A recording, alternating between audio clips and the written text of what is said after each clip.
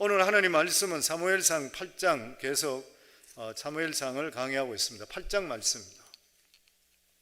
사무엘상 8장 1절에서 마지막 절까지인데 9절까지만 같이 읽겠습니다. 418페이지입니다. 제 성경은 구약성서 418페이지 같이 읽습니다.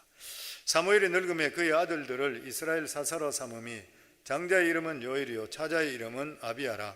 그들이 브엘세바에서 사사가 되니라. 그의 아들들이 자기의 아버지의 행위를 따르지 아니하고 이익을 따라 뇌물을 받고 판결을 굽게 하니라. 이스라엘 모든 장로가 모여 라마에 있는 사무엘에게 나아가서 그에게 이르되 보소서 당신은 늙고 당신의 아들들은 당신의 행위를 따르지 아니하니 모든 나라와 같이 우리에게 왕을 세워 우리를 다스리게 하소서 한지라. 우리에게 왕을 주어 우리를 다스리게 하라 했을 때에 사무엘이 그것을 기뻐하지 아니하여 여호와께 기도하며 여호와께서 사무엘에게 이르시되 다 들으라. 이는 그들이 너를 버림이 아니요 나를 버려 자기들의 왕이 되지 못하게 함이니라.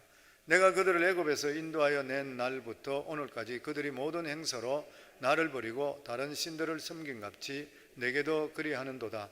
그러므로 그들의 말을 듣되 너는 그들에게 엄히 경고하고 그들을 다스릴 왕의 제도를 가르치라. 9절까지만 같이 읽겠습니다. 전체적으로 나중에 안에 들어가면 딴 말씀이 같이 읽도록 하겠습니다. 아버지 하나님 은혜 감사합니다. 오늘도 이렇게 3일 예배 사랑하는 귀한 성도들 아버지께 나와서 또 예배드립니다.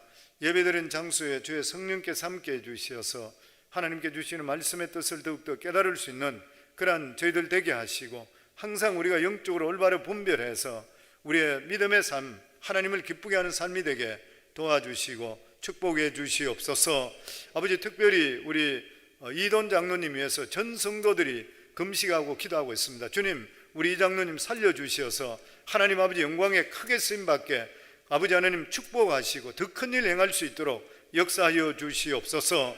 아버지 하나님 또 이종호 선교사 많이 치료해 주신 거 너무 감사하고 하나님 아버지 악한 암세포가 깨끗이 없어지게 하시고 우리 이 장로님 그리고 이종호 선교사 모두 다 몸에 있는 암세포가 없어지게 해주시어서 하나님께 크게 쓰임받을 수 있도록 축복하시고 우리 성광교회 성도들 모두 다 생명의 주인은 하나님이시라. 하나님 부르면 우리가 어떻게 할 수 없지만 그래도 믿고 간구한 것은 들어주신다 해서 싸운즉 90까지 아프지도 않고 죽지도 않고 건강하게 주님의 일을 많이 할 수 있는 우리 성도들이 다 되게 축복해 주시옵소서. 예수님 이름으로 기도하옵나이다. 아멘.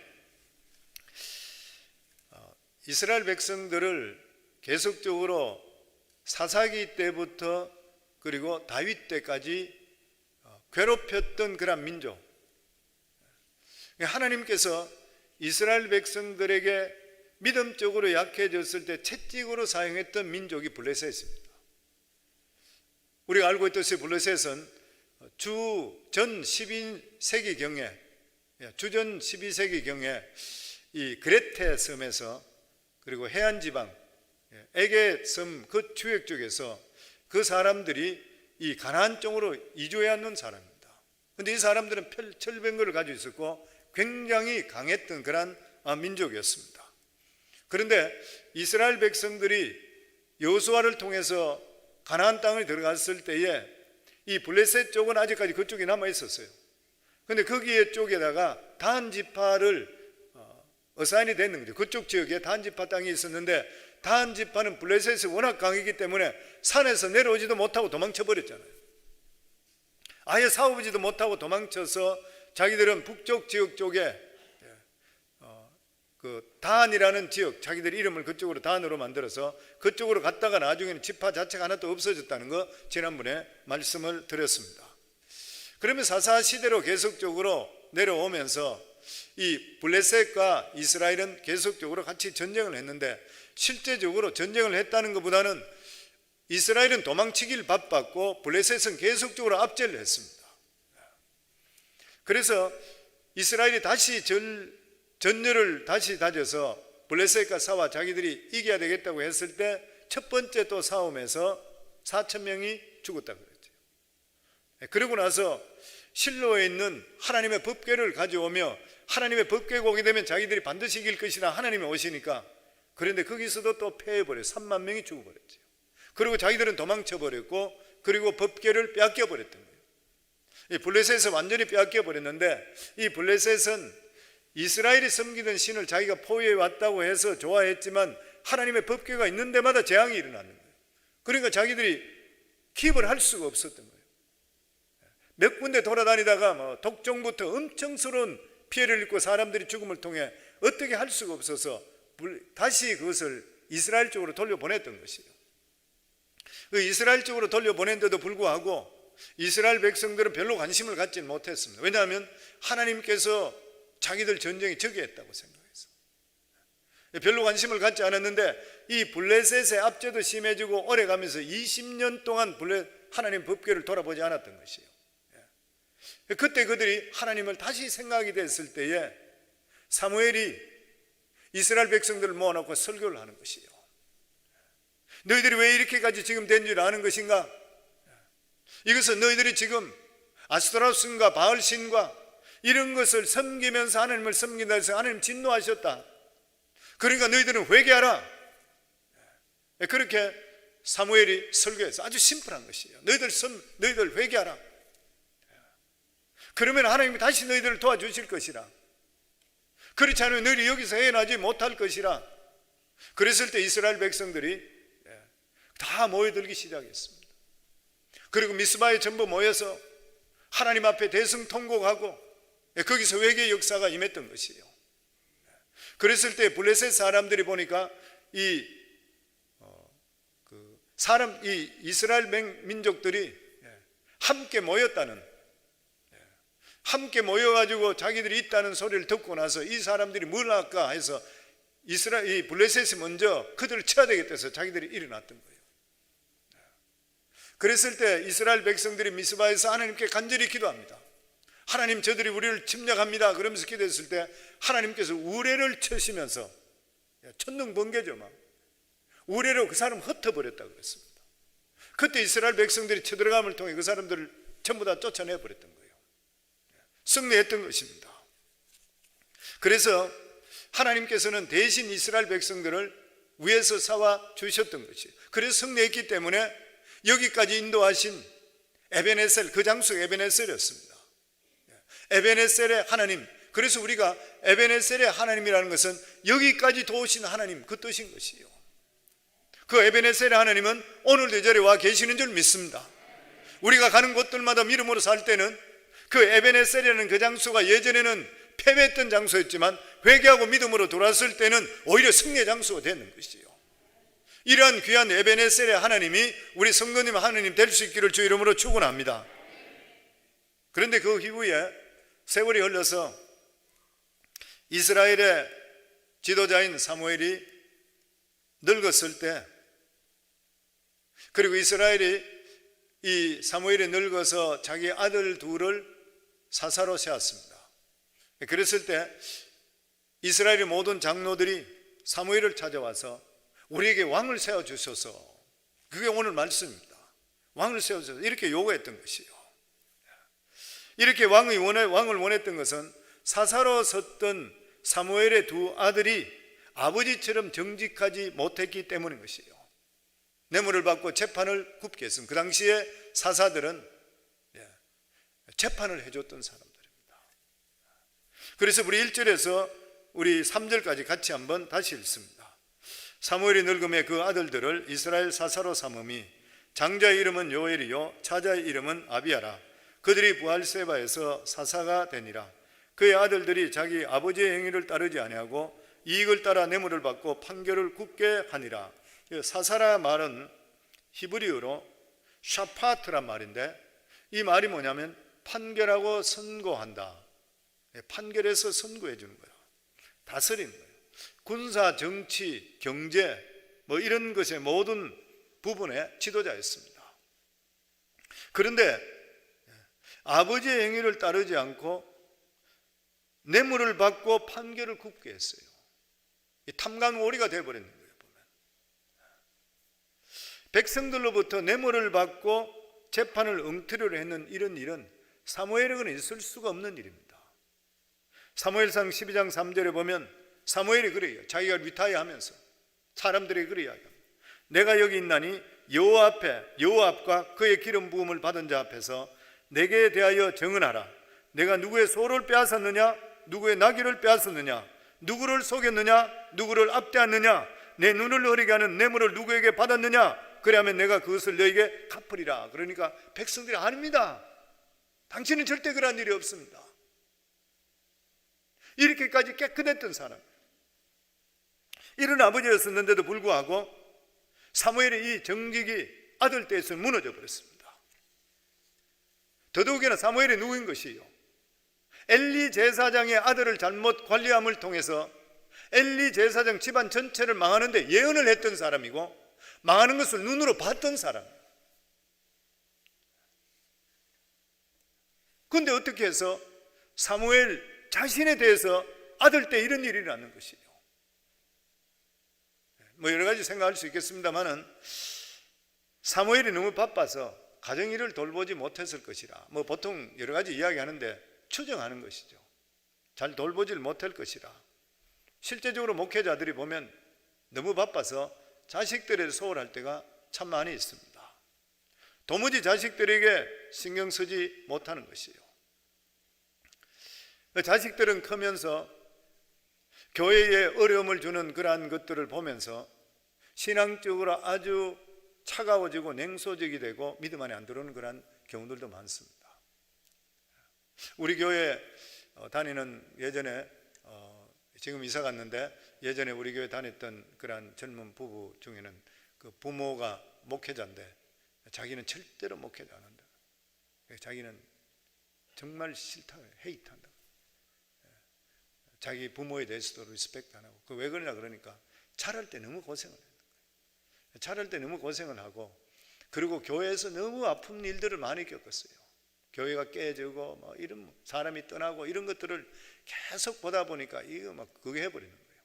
그런데다가 또 어릴 때에 아버지가 장난감을 사주면 장난감을 가지고 노는데 성도 애가 봐서 그걸 달라 그러면은 울고 하면은 아버지가 주라 그래요. 그걸 줘야 돼. 자기 너무 그게 막 기분이 나빠.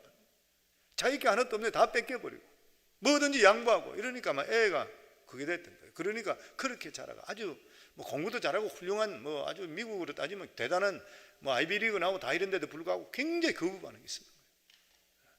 저희 부부가 만나서 이야기하고 목회가 얼마나 귀하다는 것, 영혼이 얼마나 귀하다는 그것을 다시 이야기해 주니까 우리 교회에 있다가 있으면서 믿음이 변화되기 시작하고, 자기도 나중에 가서 저도 목사님 같이 목회하기 원합니다 바뀌더라고 보니까요. 얼마나 귀한 일인지 몰라요. 그런데 어쨌든 간에 사무엘은 아마 너무 바빠서든지 가정을 너무 소홀히 했던 것 같아요. 그리고 둘째로 생각해 보는 것은 아마 엘리와 마찬가지로 엘리든지 사무엘이든지 부인이 안 나타나요. 부인이 뭐 죽었다는 사람도 있고, 아니면 부인이 죽었다는 것보다 믿음이 없었을 거예요. 남자 같지 남편 같지 않았을 것이라 그렇게 추정합니다.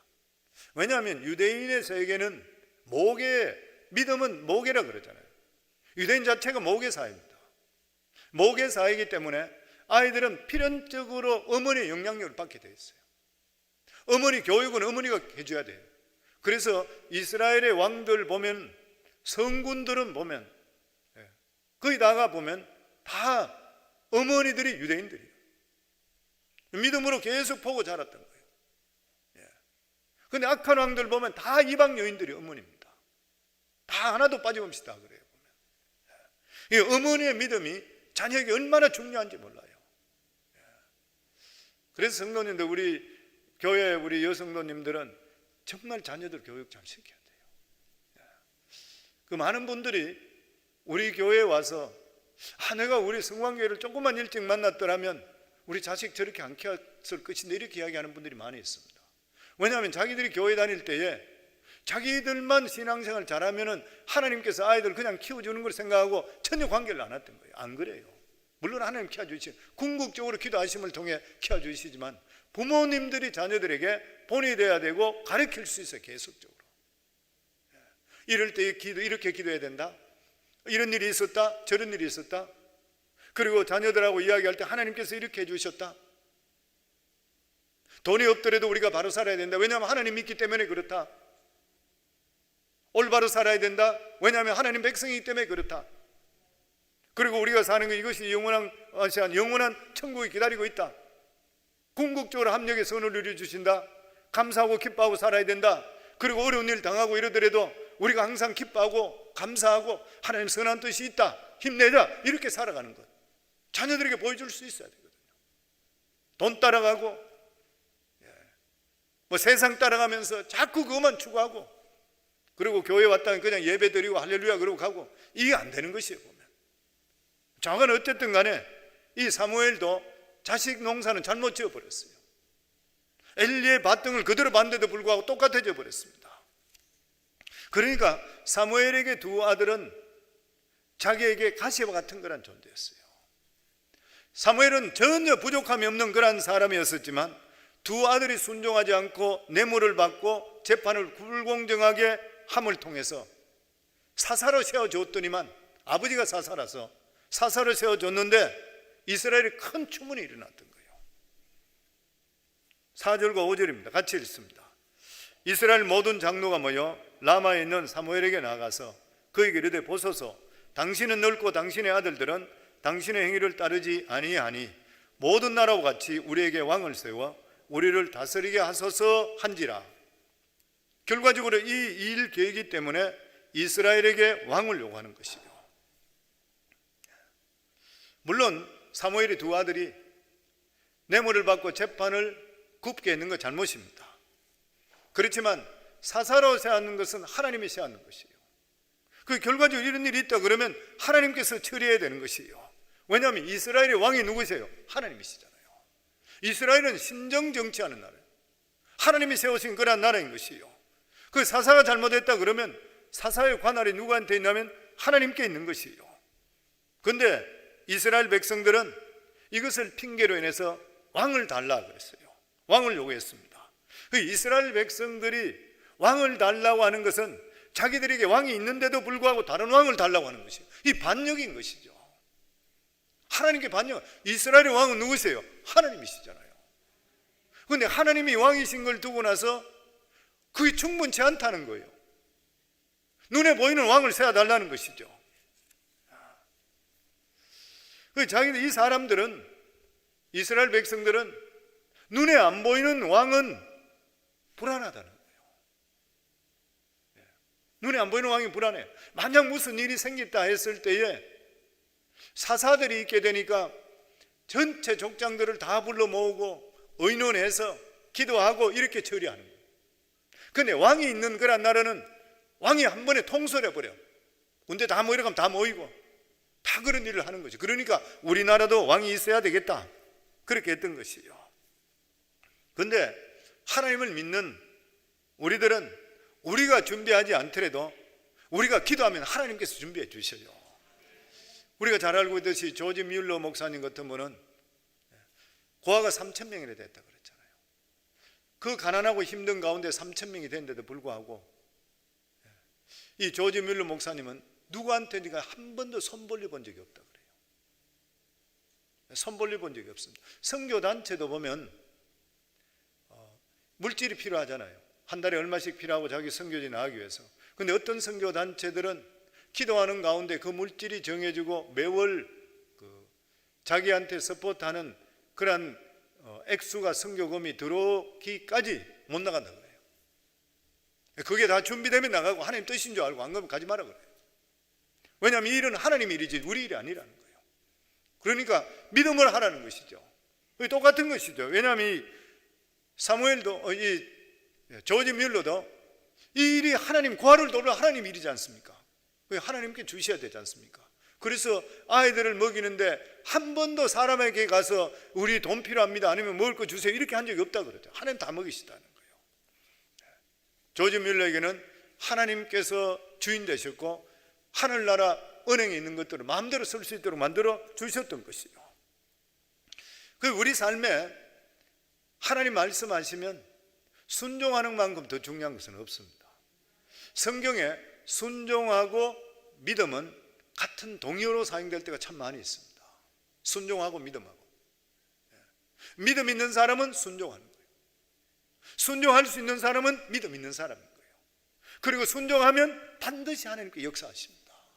왜냐하면 거기에 대한 하나님께서 책임져 주시기 때문인 것이요. 우리가 하나님을 신뢰하면 신뢰할수록 하나님께 우리 삶을 책임져 주시게 되어 있는 것이요. 그런데 그리스도인이라고 해서 아니면 이스라엘 민족이라 해서 다 믿음이 같은 것이 아닌 것이죠. 그래서 이 사람들은 하나님을 의지하는 것이 불안했던 것이요. 그래서 좀 더 안정되게 살기를 원했습니다. 눈에 보이는 대로. 그래서 왕이 필요했던 것이요. 그런데 하나님께서는 이스라엘 백성들이 눈에 보이지 않더라도 하나님의 살아계심을 믿고 의지할 수 있는 좀 더 높은 믿음을 갖기를 원했던 것이요. 높은 믿음 갖기 원했습니다. 성도, 우리도 이 세상에 살아갈 때에 안정된 생활이 이루어지지 않고 어려움들이 오게 될 때는 반드시 우리가 생각해야 될 것이 뭐냐면 하나님께서 나에게 분명히 더 높은 신앙을 주신다. 뒤 흔드는 것이거든요. 코로나 바이러스 사태로 인해 사업적으로 어려운 분들 많이 계세요. 특별히 스몰 비즈니스 하시는 분들. 이런 일이 있다 하더라도 더 믿음적으로 들어야 되잖아요. 흔든다 생각하시면 돼요. 이때는 어떤 분들은 더 많은 혜택을 받는 분도 있고, 제가 보니까 그래요. 오히려 생각하지 못하게 목돈이 생긴 사람도 있고 몇십만 불씩 받는 사람도 있어요. 우리 교인 중에서도. 그런데 어떤 분들은 너무 힘들어하는 분들도 계세요. 앞으로 불투명하고. 그런데 꼭 돈이 많이 들어오고 적게 들어올 따지기 전에 내 형편에 따라 하나님이 하시는 일이기 때문에 내 살아가는 삶에 어떤 터전을 흔든다 그러면 하나님께서 반드시 새로운 믿음을 갖기를 원하십니다. 반드시 다른 일을 행하시고 계시는 하나님이신 것이요. 그래서 우리 예수 믿는 사람은 인생의 삶 속에 위기는 항상 기회가 되는 것이요. 아멘. 하나님께서는 우리가 그냥 신앙에 머무르길 원하지 않습니다. 흔들어 버렸어요. 우리는 안락한 게 좋아. 그냥 편안한 게 좋잖아요. 근데 성도는 편안해가지고 믿음에 들어가는 사람 봤습니까? 아무도 없어요. 목회자도 마찬가지고 누구든지 마찬가지입니다. 안락하게 가만히 편안하게 여기시 좋습니다 그러면 그 사람 신앙이 발전할까요? 절대 발전 안 합니다. 하나님 그거 다 아시는 거예요. 그래서 흔들어 버렸어요. 자꾸만 새로운 걸 하시는 것이요. 그러니까 우리가 신앙생활 할 때 보면 이론과 실제가 틀릴 때가 너무 많아요. 이론적으로 이스라엘은 왕이 없더라도 얼마든지 다른 나라를 이겨야 돼요. 그렇잖아요. 왜냐하면 하나님께서 왕이 되셨기 때문에, 하나님께서 방패가 되시고 산성이 되신다 그렇게 말씀했기 때문에. 그런데 실제적으로 이스라엘 백성들은 이방 민족에게 계속적으로 침략당하고 약탈당했습니다. 계속적으로 어려움을 당했던 것이에요. 또 이론적으로 볼 때에 이스라엘 백성들은 이방 민족보다 잘 살아요. 왜냐하면 복의 근원이 하나님이시잖아요. 하나님께서 아버지 되신다 했기 때문에 잘 살아야 되는 것이에요. 그런데 실제로 이스라엘 백성들은 하나님 말씀에 순종하지 못함을 통해 수많은 징계를 받음을 통해 주위 다른 민족보다 못 살아서 가난했어요. 그 이스라엘 민족들의 문제가 뭐였었냐 하면 눈에 보이는 것 따라가는 거 좋아 보이니까 하나님에 대한 믿음을 없는 것은 아닌데 자꾸만 눈에 보이는 것 따라가. 또 우리 사는 거 똑같아요. 많은 분들이 살아가는 거 똑같습니다. 하나님 말씀이 있는 건 실은 이론적으로 맞는데 실제적으로 이것이 될까 의심하고 안 하는 거예요. 그래서 눈쪽으로 눈에 보이는 데 따라가 그냥. 그러니까 믿음은 내 속에만 가지고 있고 실제적으로 내 삶 속에 액티브하게 나타나지 않는 거예요. 그런 것이에요. 우리들도 보면 하나님 뜻대로 살면 모든 게 잘 될 거라 이래 생각해. 근데 실제적으로 이 삶에 부딪혀 보니까 안 되는 게 너무 많거든요. 그러니까 보이는 눈을 따라가 버려요. 그럼 우리 어떻게 해야 되는 것이에요? 보이는 거 따라가지 마시고 내가 우리가 많은 분들이 예수 믿고 구원받았으면 천국 있습니까? 하면 아멘 그래요. 근데 이 믿음은 확실한데 세상에 살아가는 말씀대로 사는 믿음은 안 따라가. 많은 사람이 그래요. 보면 내가 예수 믿고 구원받고 은혜 속에 살고 천국이 확실하다 그러면 그 말씀이 절대로 변동이 없다 그러면 다른 말씀도 변동이 없다고 생각이 되는데 이 말씀대로 사니까 그대로 안 될 때도 있고 또 그것이 무서워서 못하는 경우도 있는 거예요. 근데 그것은 끝까지 해봐야 되는데 끝까지 안 해요. 중간에 포기해버리는 것이에요. 그래서 사람들이 믿음이 보면은 여러 가지로 이중적, 삼중적 막 갈려집니다. 아마 오늘도 여기에서 예수 믿고 구원받고 천국 가는 확실하죠? 그럼 다음에는 알 거예요. 근데 우리가 살아가는 삶에 진짜 하나님께 주시는 이 말씀대로 내가 타협하지 않고 다 살아가고 있는 것인가? 그럼 내가 망할 것 같아. 안 될, 장사도 안 될 것 같아. 그들하면 뭔가 안 될 것 같아. 못 따라가는 거예요. 그러니까 이스라엘 백성이 똑같았던 것이에요. 근데 우리 예수 믿는 사람은 어려움이 올 때에 피하지 말고 하나님께 부르짖어야 됩니다. 그러면 하나님께서 반드시 길을 열어주시게 돼 있어요. 이걸 자꾸 경험함을 통해서 신앙이 자라기 시작하는 거예요. 내가 이럴 때 부딪혀서 이랬었는데, 내가 피하지 않고 이렇게 했는데, 이왕 예수 믿는 거 내가 한번 믿으면 바로 믿어보자. 한쪽 길이 막히면 한쪽 길을 분명히 열어주십니다. 사업이 좁게 막히면 다른 사업을 열어주셔요. 딴 길을 하나님 반드시 열어주시는 거예요. 그러니까 앞만 절대로 바라봐서 안 돼요. 근데 이스라엘 지도자들은 신앙생활 하면서 겪는 어려움을 피하기 위해서 세상적인 방법으로 왕을 요구했습니다. 근데 하나님께서 이들을 말을 기뻐하지 않았지만 허락하셨어요. 우리 6절에서 7절입니다. 우리에게 왕을 주어 우리를 다스리게 하라 했을 때에 사무엘이 그것을 기뻐하지 아니하여 여호와께 기도하며 여호와께서 사무엘에게 이르시되 백성이 내게 한 말을 다 들으라. 이는 그들이 너를 버림이 아니요 나를 버려 자기들이 왕이 되지 못하게 함이라. 하나님은 이스라엘 백성들이 이 불안한 현실을 통해서 하나님을 더 의지하고 순결한 믿음을 갖기를 원했습니다. 왜냐하면 의지할 것이 딴 게 없으면 하나님을 더 의지하기 때문인 것이에요. 그런데 이스라엘 백성은 그렇게 하지 않았어요. 그런데 하나님께서 그들이 요구하는 것을 기뻐하지 않았지만 그 요구를 들어줍니다. 왜 그러냐면 이 사람들이 아직까지 영적으로 너무 어렸던 것이에요. 그 이방인처럼 왕이 없으니까 불안해하는 것이에요. 그런데 억지로 허락을 받잖아요. 우리도 믿음 생활할 때 하나님께 억지로 허락받아서 안 돼요.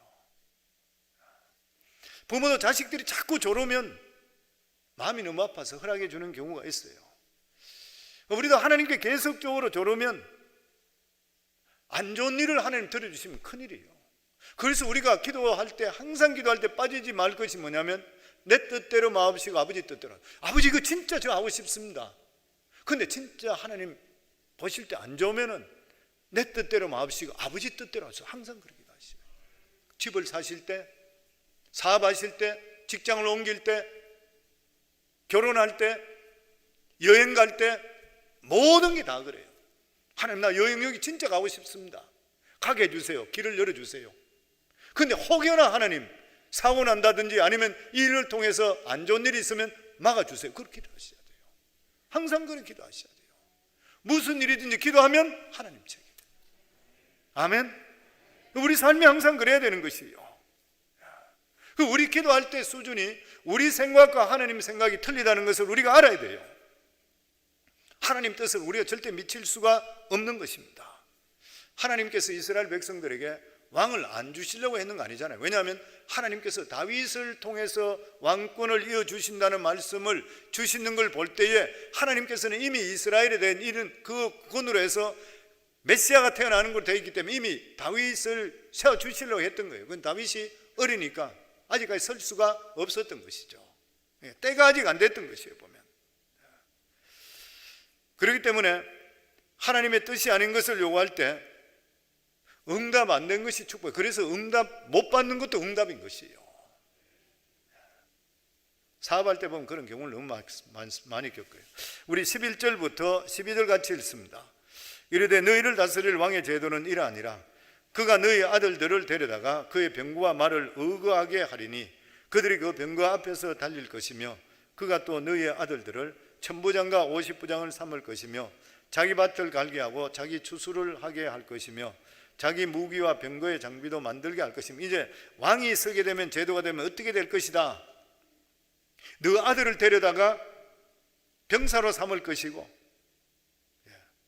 그리고 자기 왕의 밭을 갈게 하고 그 앞에서 수정 들게 하고 무기와 병기와 장비도 만들게 할 것이라.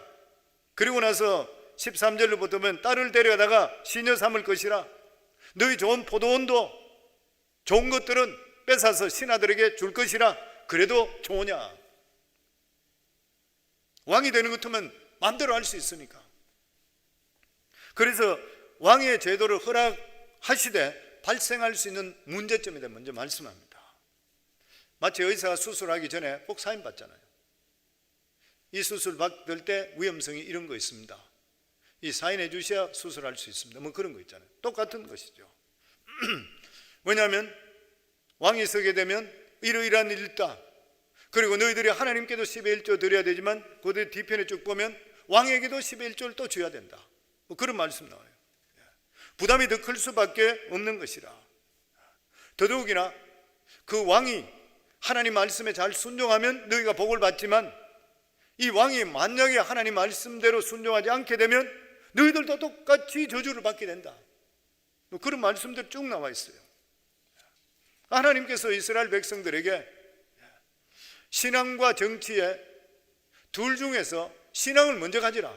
그러면 정치는 하나님 알아서 해준다. 그 말씀인데 이스라엘 백성들이 뭐라 그러냐면 19절부터 20절 같이 읽습니다. 백성이 사무엘 말 듣기를 거절하여 이르되 아니로소이다. 우리도 우리 왕이 있어야 하리니 우리도 다른 나라 같이 되어 우리의 왕이 우리를 다스리며 우리 앞에 나가서 우리의 싸움을 싸워야 할 것이니라 하는지라. 저는 이 말씀 들을 때 하나님 진짜 업셋했을 것 같아요.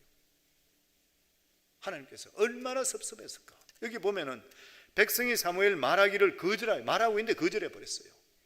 아니로소이다. 안 들려요. 자기 생각이 갇혀 있어요. 그러고 나서 우리도 우리 왕이 있어요. 자기들 왕이 누구요? 하나님이시요. 근데 우리 왕이 있어야 되겠대. 그리고 우리도 다른 나라와 같이, 이스라엘 백성들이 어떤 나라요? 하나님의 택한 나라고 언약의 나라인 것이요.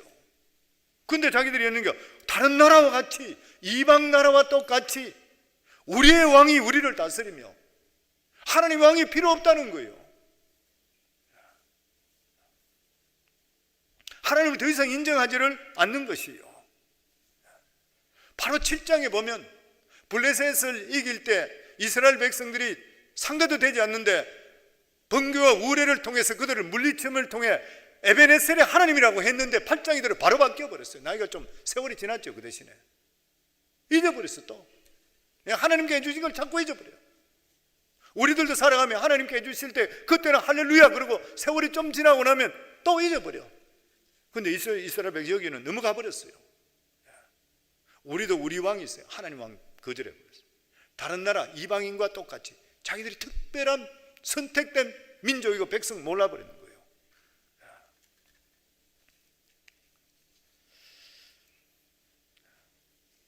사무엘이 이스라엘 백성들을 설득하라고 했는 것은 세상 사람처럼 그렇게 잘 살고 안정되지 못하더라도 성경들 한번 믿어보자 그랬는데 결과적으로 거부당해 버렸습니다. 그래서 사무엘은 당신은 목회자니까 그렇게 살 수 있지만 우리는 그래 못 삽니다. 그 말인 거예요. 결국 이스라엘 왕을 끝까지 요구하자 하나님께서는 왕을 세우는 자체가 죄가 아니기 때문에 허락은 하셨지만 기뻐하지 않았어요. 그래서 로마서에도 보면 로마서가 16장인데 11장까지는 이론에 대해서 교리에 대해서 말씀한데 12장 들어와서는 첫 번째가 예배에 대해서 두 번째 2절에 보면 너희는 이 세대를 본받지 말고 오직 마음을 새롭게 함으로 변화를 받아 하나님의 선하시고 기뻐하시고 온전한 뜻이 무엇인지 분별하라. 하나님의 뜻을 찾아 죄만 안 짓는 것이 아니라 적극적으로 하나님의 기뻐하는 뜻이 무엇인지를 너희가 찾아보라. 여기 보면 기쁘시고 온전한 뜻이 무엇인지 분별하라. 우리 삶에 분별하는 게 너무 중요한 것이에요. 분별의 지혜가 있을 때 보는 시야가 변화가 일어납니다. 변화가 일어나는 것이죠.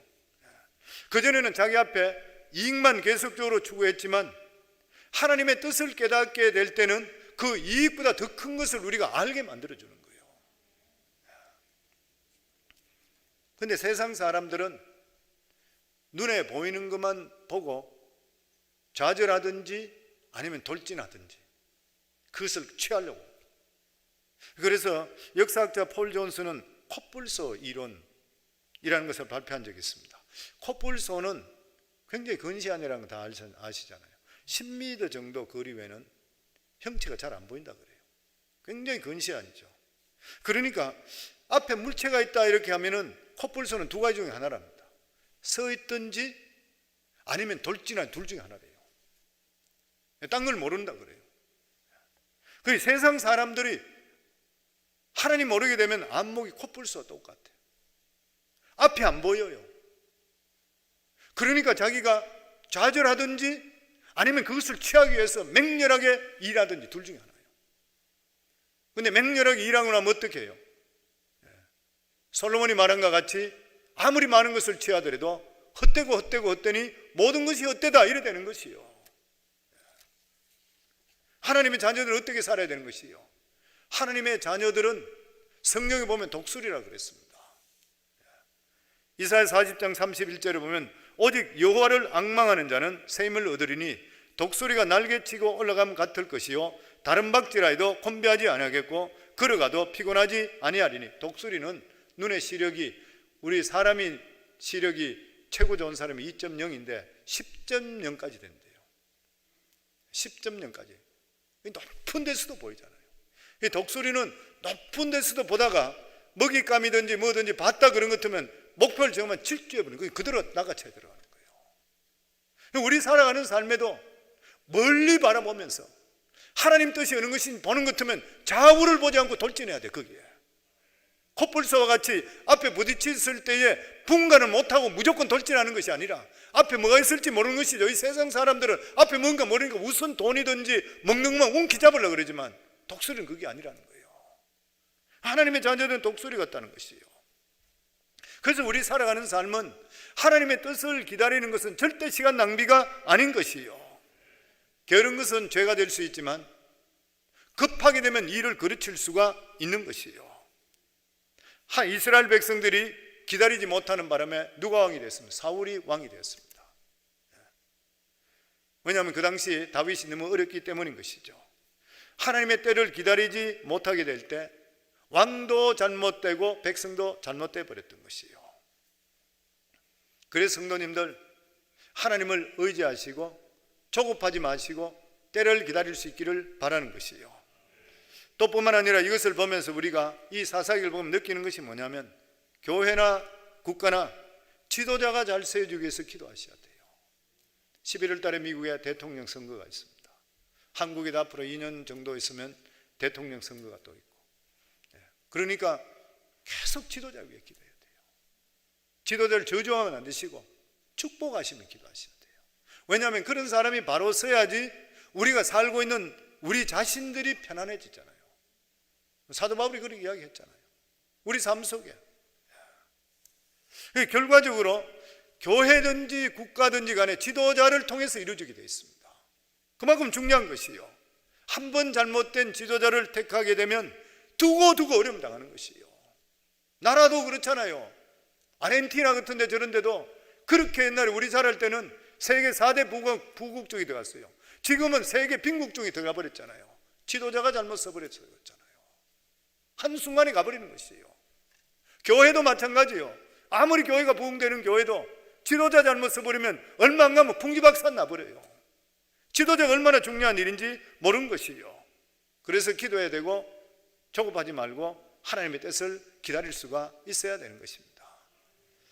오늘 여기에 우리에게 주시는 그러한 교훈의 말씀입니다. 하나님보다 절대 우리들은 앞서지 말아야 되고 우리들에게 왕은 하나님 한 분밖에 없는 것이에요. 하나님을 인정하시고 세상이 아무리 좋아 보이더라도 신앙적으로 손해보면 절대 하지 마시기 바랍니다. 이게 우리를 살리는 것이에요. 그리고 우리 교회를 위해서 나라의 지도자를 위해서 계속 기도해 주셔야 되고 우리 목자들을 위해서도 기도해 주셔야 되고 리더들이 바로 섬을 통해서 전체가 좋아지는 것, 그리고 조급하지 말고 믿음으로 기다릴 수 있는 것, 이렇게 해서 우리의 살아가는 삶이 하나님 보실 때 기뻐하고 또 뿐만 아니라 하나님께서 기뻐하실까? 기뻐하는 삶을 살아갈 수 있는, 내 생각대로 막혀서 거기에 부딪히지 말고 이 일을 통해 하나님이 기뻐하실까 생각하면서 우리의 안목이 독수리와 같이 멀리 바라볼 수 있는 분별력이 있기를 주 이름으로 축원합니다.